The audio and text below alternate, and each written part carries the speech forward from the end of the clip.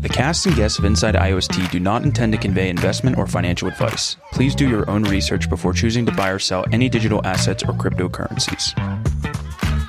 Hello, folks, and welcome to another action-packed and information-filled episode of Inside IOST. We are the first and the best source of all information regarding the IOST ecosystem, news, and happenings. I'm Evan Schindler, and with my co-founders of the Huobi node, we have powered this podcast. That is Josh Bryant and Peter Kay. We are the Huobi node. If you enjoy our content, please head over to bis.com, iost.bis.com. Throw us a vote. Also, if you're listening on iTunes, please give us a rating. That will help us get found by more people for our listeners. And if you're watching on YouTube, like, rate, comment, subscribe, all that cool stuff. And feel free to comment. We're definitely looking to answer some comments, as well as joining our Telegram. I'll post all those links in the video for you. Now, today's episode is going to be a little bit different. As you know, I'm here by my lonesome, but Josh Bryant was able to join me for an awesome interview with Mr. Ben Waters. He is the head of international markets at IOST. He's hanging out over there in Ho Chi Minh in Vietnam, so he's going back and forth between Singapore, Beijing. He's got all the happenings, what's going on over there. We covered in this interview, we talked about the mainnet launch, switching over from the ERC20 over to, obviously the IOST mainnet. We covered the big news, the Huobi, 700 million votes for Huobi puts them far and ahead away in first place as a node. We got Ben's opinion on that and some of the IOST, what they've been talking about as far as how they think that's going to affect the ecosystem. I know a lot of people were excited to see that. We talked about the future of governance on IOST. We talked about wallets. What are the best wallets? What are the recommended wallets to be using with IOST right now? All that and much more. It's about a 25-minute interview, so I hope you guys appreciate it. As always, this podcast is sponsored by Huobi, and I'm not going to waste any more time with you guys listening to me. Let's dive right into the interview. All right, folks, we have with us on the line now Mr. Ben Waters. He is the head of international markets for IOST. It's kind of a big deal having this guy. He's a big shot on the show. Absolutely. Ben, how you doing? I'm great, guys. How are you? We're very well. We're happy to have you on. We're glad that you can come on and give us some answers to some of these questions that we've had. Hopefully, you've been watching the show. We've been doing our best to try and define some of the rewards and some of the Servi distribution questions, things like that. So we're happy to have you on to give us the definitive answer for some of these things. Yeah. Okay. Thanks for the introduction. I mean, I'll do my best. I'm not a developer, right? But I work fairly closely with the product team. So I do have a fairly good insight into a lot of this stuff. So hopefully I can answer, those particular questions. You might have seen in some of the groups that we have, there's been various different discussions going around about rewards and things like that. Hopefully I can answer specifically the questions that you guys have for me today. Sure. So why don't we start off with an easy one, Ben? Why don't you tell us what exactly your role is within IOST and where you're based out of?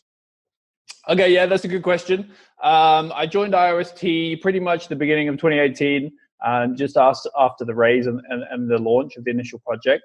I joined initially as head of global marketing strategy and managing director for the US.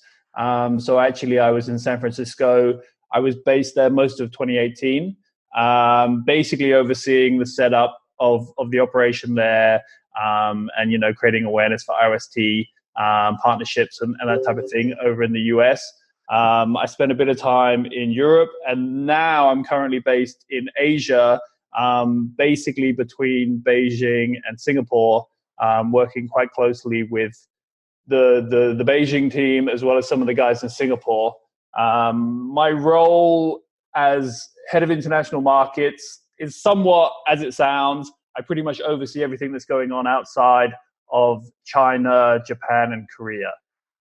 So a lot of my focus is on business development. So that's partnerships, exchanges, wallets, developers, all that type of stuff.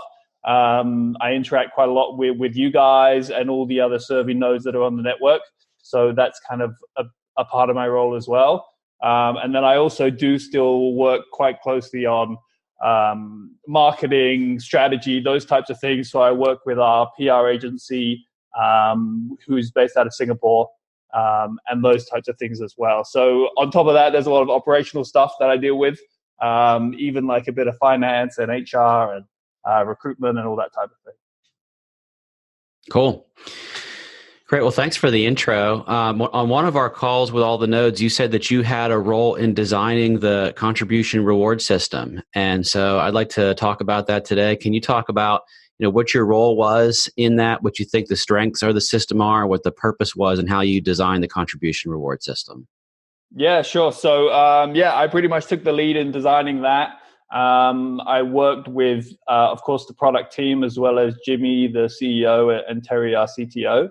But I draft up the proposal based on, the kind of framework that we kind of discussed and agreed on.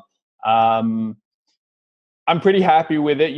Really the main objective of the reward system was about creating a mechanism which essentially somewhat empowered smaller nodes versus to larger nodes. We a common theme with IOST is we really want to separate ourselves from some of the other projects, which is really about the more tokens you have, the more you get back. So we wanted to change that focus a bit to be that the more you contribute to IOST, as you contribute to the ecosystem, the more you can earn back as a result of that. So that's kind of like the foundation of the reward system. And I think it goes pretty well in addressing those key points. So in reality, if you get the 2.1 million IOST tokens required to become a node, you can earn as much as anyone, the number one node on the network, right? If your contribution to the network is high and you get into that top tier, that top 20% of contributors, then you earn the same amount as anyone else in that tier, which is totally independent of how many tokens that you have staked and voted for your node. Yeah, I have to commend you and the team on kind of how you designed the whole thing. I think it's excellent. And, as you just said, you don't have to have the most massive amount of votes to earn rewards on the network. And I think that's really cool. A lot of independent people who are doing podcasts or building dApps will have a chance to enjoy, reap the benefits of their hard work on the network. Speaking of large pools of rewards and large amounts of votes, we wanted to ask your opinion on the recent Huobi kind of huge amount of votes that they've just received. I think it was something like 700 million or something. Over, yeah. And we're guessing is that was the amount of IOST that's on their exchange that they've now kind of applied to their own node. What were your thoughts on that? Do you think that's a good thing for the network? I know we've seen the same kind of thing with the EOS top 21 block producers as well. We just wanted to get kind of your thoughts on that whole situation. Yeah, so it's a great question. It's very topical. It was a surprise for me, actually, when I saw it this morning. I was literally talking with Terry about that exact topic 5 minutes ago on WeChat. The first thing to say is that we're pretty confident that it's actually Huobi's own tokens, right? It's not their exchange users' tokens. I think there's some discussion going on in the Servi node group on Telegram, which basically identifies the IOST wallets, right? And so you can see that it's not actually all of the IOST that they're holding on the exchange. But it's a very new situation for me. I don't have any more insight than you guys or anyone else. I spoke to Terry about it. It was brand new news to him as well. It's, of course, a function of the open network itself, right?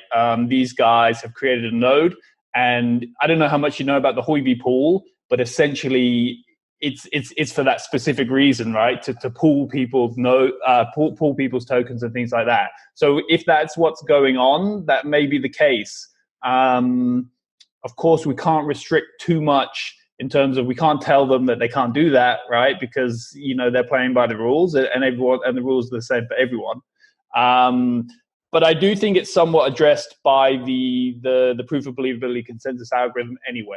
So there's also been some debate a little bit around the exact mechanisms within the POB consensus algorithm. But essentially, it's designed such that even if you have very large nodes on the network that have large amounts of tokens staked for them, they still will be removed and rotated through the committee, right? So it actually doesn't make a lot of sense to have one node with a really, really high amount of tokens. In fact, it's much more efficient to split up those tokens across multiple different nodes, which they're not doing, okay? And if they were doing that, I would say that's probably even maybe more of an issue, right?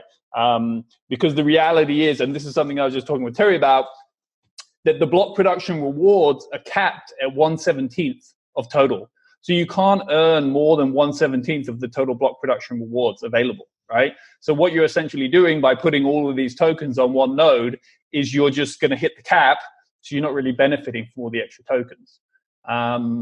So I think we'll see how it works out. I know, obviously, it was a surprise for me, a surprise for the other nodes. And of course, if they're looking at it thinking, oh, we've just lost half of our rewards, I don't actually think that's the case. I think because of the algorithm itself for the block production rewards, they're not going to be earning more than 1/17 of the total rewards. Will they even submit for the contribution reward fund, which, remember, is 25% of the whole fund as well? Probably not, because are they actually contributing to the ecosystem? There's a case to be made there, I suppose. But will they bother to submit the application and go through that process as well? So if they don't do that and they're just relying on their block production rewards, relative to their votes, their rewards are going to be quite low. So it looks on the face of it that it's, a pretty big issue, but I actually think maybe in practice it's not going to be such an issue. But I think we're going to see how that develops over the next few days and maybe the next couple of weeks. Can you talk a little more about that 1/17 of rewards? I just did some quick math, and I think that's like 5.8%. And right now, their total nodes, I think, are closer to 33%. I understand there are 17 nodes that are in the committee every 10 minutes, right? So is there some sort of, can you talk a little bit more about that 1/17? How does that work? I know that I was reading the Servi can be capped, after you reach a certain number. So is that how that works? Or can you just talk a little bit more about that process? Yeah. So I think what you're referring to there is about the Servi being capped at 10x your initial votes. Okay, so that was what was put in the initial design of the POB algorithm. Now, there was a bit of discussion over the last few days in the Servi node group, especially regarding with some talks with the tech team, where they may have adjusted that a little bit, right? So even though a lot of the balancing, of course, happened on testnet, I think they're still balancing a little bit. And there was a talk about shifting away from this, clearing the Servi amount equal to the 17th node and doing it more on a slight average basis of the whole committee, because that would make it more fair and you would have a higher rotation. So I'm still actually trying to get 100% clarity if that has been implemented or if we're still based on the 17th node Servi amount, okay? But then to come back to the 1/17 point, I just mentioned I was talking with Terry directly on WeChat, and he mentioned to me that, the 1/17 cap on block production rewards still does exist. I believe that's hard written into the POB algorithm. So that's the discussion. I didn't manage to finish that discussion with him. But the block production rewards are capped at 1/17, which Terry has just mentioned to me, which I think really directly deals with that issue, right? So as I say, I think what needs to happen really is to get a little bit more clarity about that finalized decision that's been made there, which I think is going to happen it should happen by the end of the week. Interesting. Well, that's really helpful for us, and I'm sure our viewers too. Can you talk about the governance moving forward, like how these decisions are going to be made? I know as we're getting things off the ground here, IOST has sort of set up the POB mechanism. We've read a lot about that, but what's your vision? What's the project's vision long term for governance? Yeah, so I think I mentioned this a little bit on the last Servi node call that we had, and really, why are we doing all this stuff, right? At the end of the day, you've got to be aligned on this idea of somewhat decentralized government and definitely the decentralized aspect of the network, right? So, of course, we want to slowly migrate the operation of the network as a whole into this decentralized functioning, platform, right? So, of course, and it's quite interesting, I've only been working in blockchain a bit over a year. And it's a new space for a lot of us, right? And there's a lot of challenges in achieving this truly decentralized nature to a platform, right?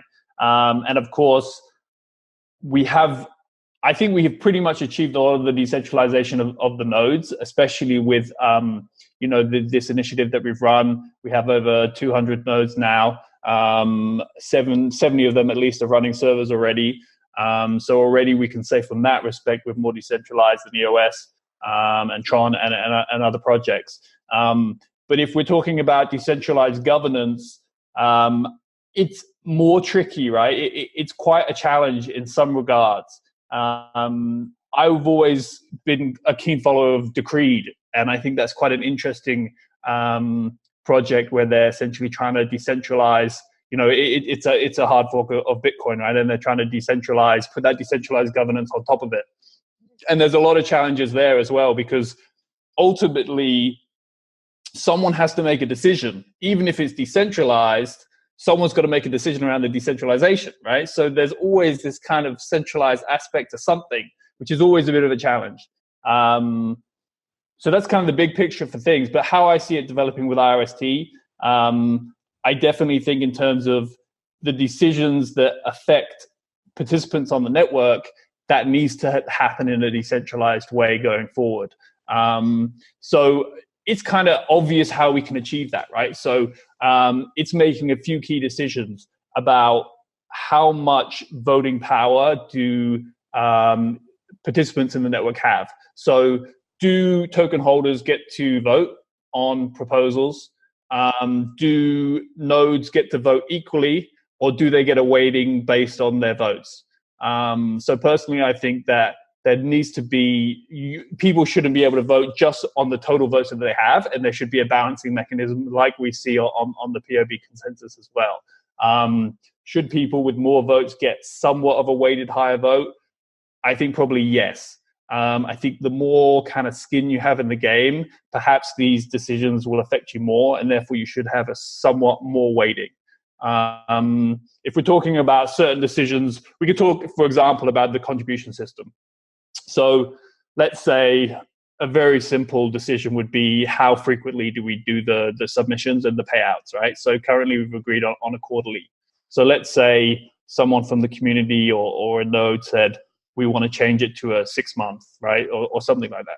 So they could essentially make this proposal. And if they submitted it onto, I can see it as a very simple system. Basically people could come in and vote for it. And if it got enough votes, it would then rise to the top, and then it would be considered. It would be put to the whole community. Everyone would have a chance to vote, depending on how you do the weighting of nodes versus token holders, etc. And then if it passes, it gets implemented. So it's a mechanism similar to what we see in a few other projects. It's quite similar to how Decreed does theirs as well, which I do think is quite an interesting model that they have. But then it's deciding, and this is the problem I see with Decreed as well, it's deciding what needs to be voted on and what doesn't, right? And ultimately, that's when you come back to this issue of someone has to make that decision, right?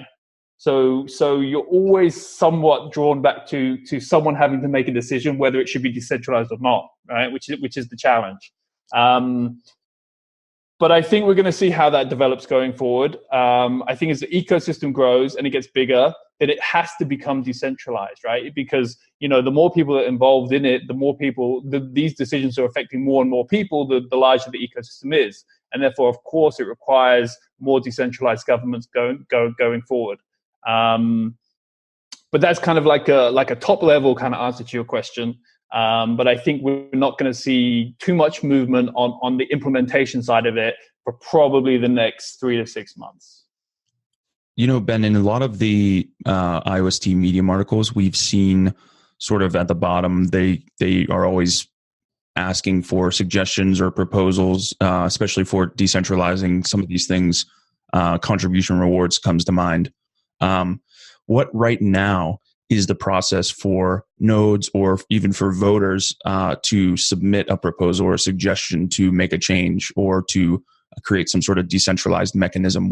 How would they go about creating that proposal and getting that out there to the rest of the ecosystem? Yeah, I mean, currently it's very simple, right? If you're a node in the international community, then you can just email me. It's really that simple. And then if we get a proposal for something, then what we'll do is, firstly, I'll always pass it on to the rest of the team and we'll discuss it internally. But for example, for voting on specific things, we would basically do it via the ICAC meetings, which we've already been running. So that is the start of the platform, which is going to allow that type of stuff. So for example, we did it with the reward system, right? We had the call, we explained it, we opened up the forum to feedback and suggestions. We did get emails from quite a few people with suggestions and changes. We had those open discussions as well in the Telegram group, on the call as well, just discussing the various points, the pros and cons. And I think that's really just the tip of the iceberg, right? As we see that evolve into more of a formalized process, where people can really, rather than us reach out for consultation on some things, we want to see that coming in from the ecosystem, right? Them coming in with unique proposals and suggestions and those types of things as well.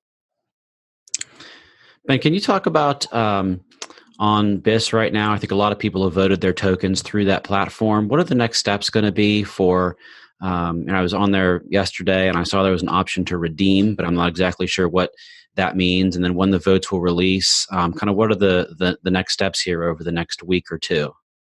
Yeah, so I'm fairly independent from BIS. I don't work directly with them in any way. But I can tell you that currently the mainnet token swap is in progress, right? So whether you have your tokens on BIS or Binance or Huobi, essentially they're changing your ERC20 tokens into the mainnet token.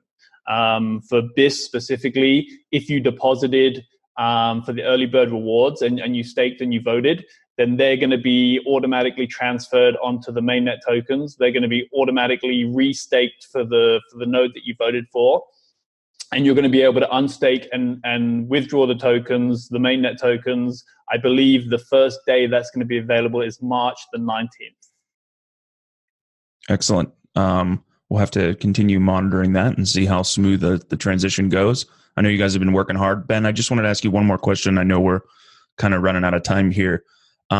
What right now are the wallets that people can use? I know we had one guy on Telegram, Chris, who's in our Telegram group and in the main Telegram group. He was showing off Token Pocket, and they were making wallet-to-wallet transactions pretty quickly. So I know Token Pocket's one. Are there any other wallets right now out there that make it easy to transfer tokens and stake your votes for node candidates?